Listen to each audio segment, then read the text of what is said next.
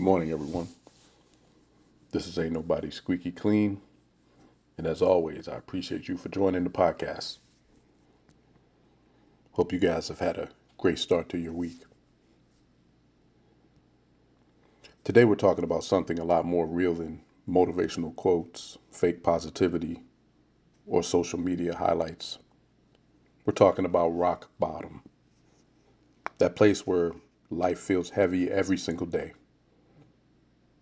where you wake up already tired, where the bills don't stop, the calls stop coming, the opportunities disappear, people slowly fade away, and you start questioning everything: your value, your future, your confidence, even your purpose. A lot of people talk about success. Everybody wants to post the comeback story, but nobody really talks about what it feels like when you're in it. If you guys have come here, you know I've been very transparent about this. When you're sitting in your car wondering how life got here, when you're staring at that ceiling at 3 a.m., when your pride is shattered, when you feel embarrassed to even tell people what's really going on, rock bottom is different because it strips away all distractions. And the scary part, sometimes it lasts way longer than anybody thinks it should. So the real question becomes, how do you survive it mentally without completely losing yourself? Let's talk about it.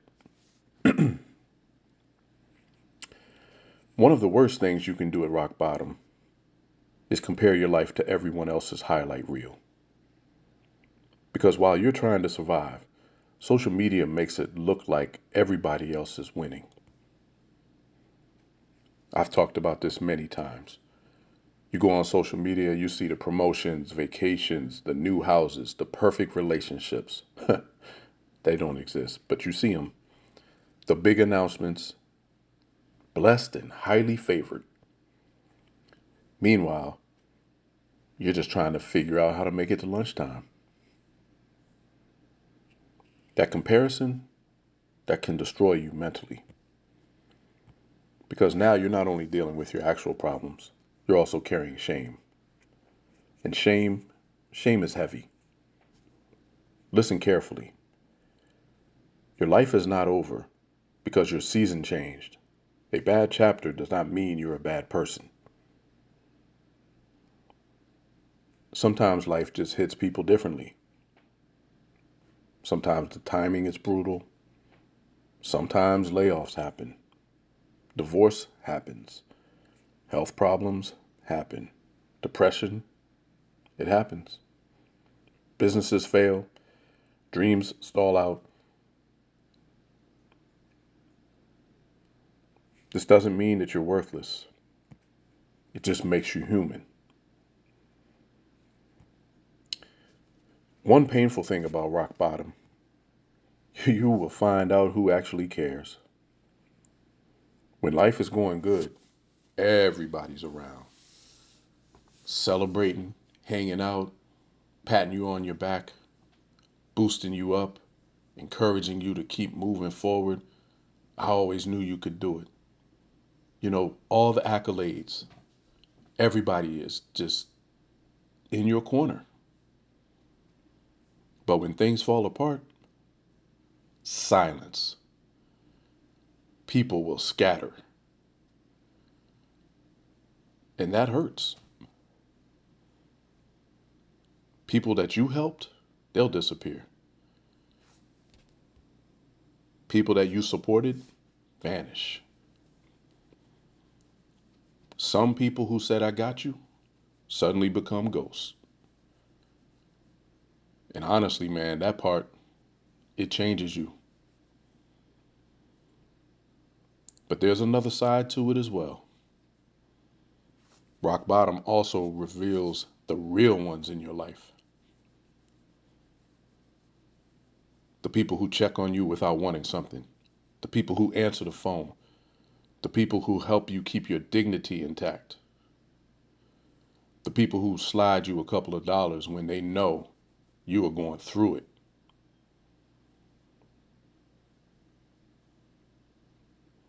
Those people matter. Never forget who stood beside you when you had nothing to offer but honesty. Let me repeat. Never forget who stood beside you when you had nothing to offer but honesty.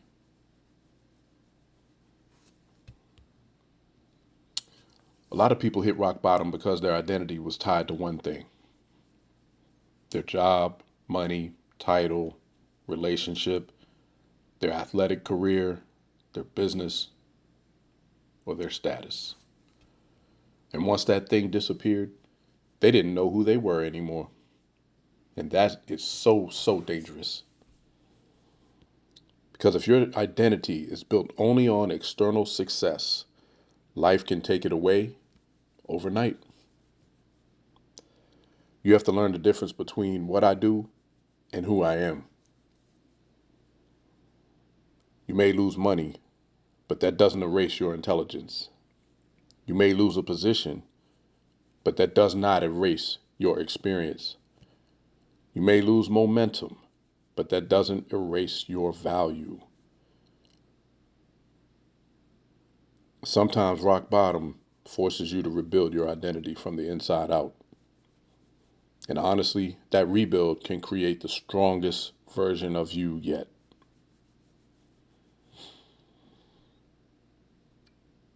People underestimate how mentally exhausting survival mode really is. Constant stress changes you completely. You overthink everything. You stop sleeping at night. What is sleeping anyway? Your confidence drops significantly. You start to anticipate disappointment. You expect it. You stop answering texts. You don't have anything positive to say. You isolate yourself.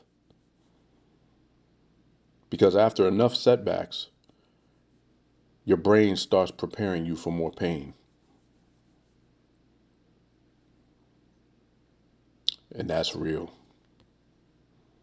And if you're there right now, hear me clearly.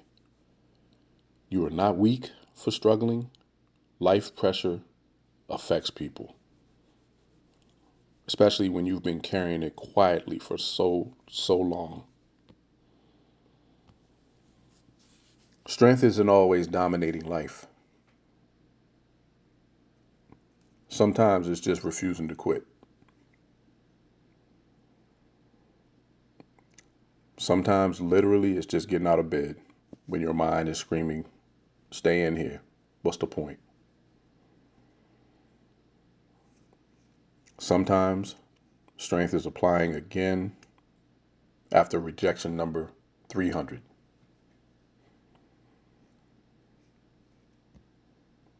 And sometimes strength is just surviving a season that nobody sees.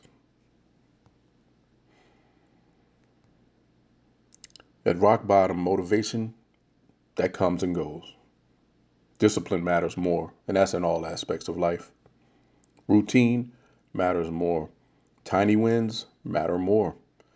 Because when your life feels out of control, small victories can possibly rebuild momentum.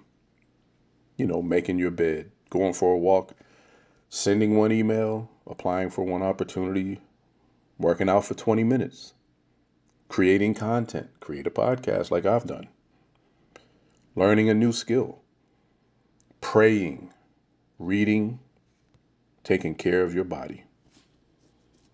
A lot of those things sound small, but until you realize small wins slowly rebuild confidence, then you'll know that that's the only way I can go at this point. And confidence is hard to rebuild once life punches holes in it. You don't climb out of rock bottom in one giant step or leap. You climb out of it inch by inch, day by day, You can break it down even further. Sometimes it's literally hour by hour.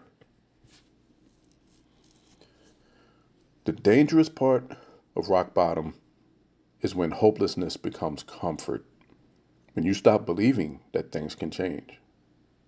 The mindset, that mindset can trap people for years. I've caught myself saying that stuff before, like, I'm never going to find something at this point. It's a coping mechanism. You get to a place where you feel like, and I can't get let down again today. So, forget it. It's not going to happen for me. As I stated, that can trap people for years because then you stop trying. You stop dreaming, you stop risking, you stop believing. That's why protecting your mindset matters so much. Not fake positivity, real perspective. You have to remind yourself this chapter is not the entire story. Some of the strongest people you admire right now had seasons where life completely broke them first.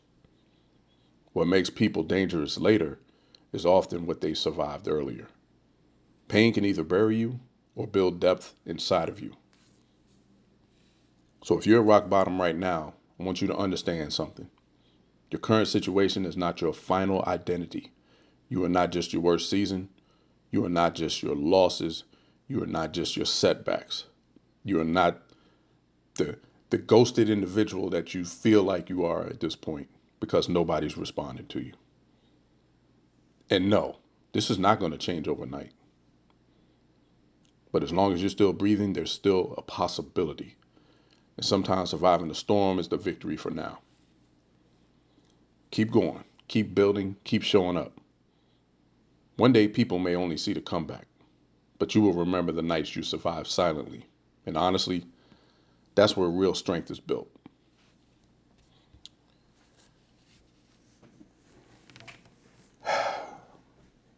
Rock bottom is a place that I never thought I would see.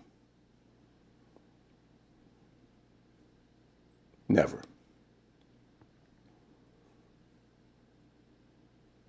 But I truly feel like God has chosen me as a vessel to provide this information to everyone.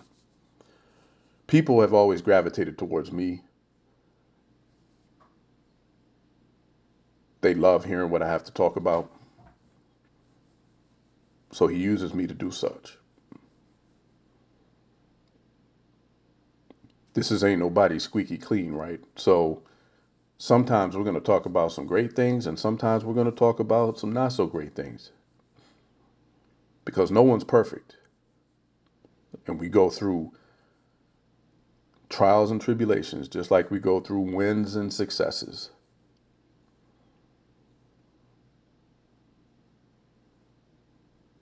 So if you're at the bottom right now, figure out how to find those small wins, whatever it is, and fight. You're too strong to be defeated. I've said it before. I've taken a standing 8 count probably about 150 times.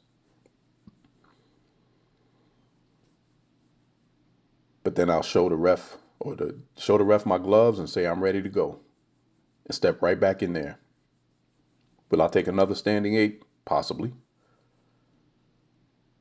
But I'll get up again and show those gloves, and sooner or later, life's going to get tired of beating me. I have to believe that. And it's going to get tired of beating you too. But you got to keep showing up in order for that to happen. If this episode connected with you, share it with somebody who might be fighting through their own rock bottom season right now. And remember, sometimes the comeback starts long before anybody else can see it. I'll catch you on the next episode. And as always, Ain't Nobody Squeaky Clean.